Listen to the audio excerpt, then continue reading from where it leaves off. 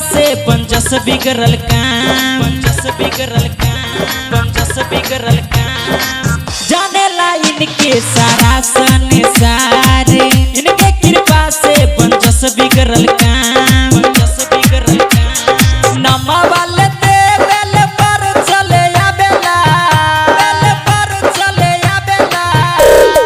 नमा वाले ते बेल पर चले आबेला। भोले के पुजारी होई पूजा करिला, दुखिया के दुख दूर पल भर में करेनी। भोले के पुजारी होई पूजा उनकर करेनी। डीजे अमित तिवारी पूजा उनकर करेनी, पूजा उनकर करेनी।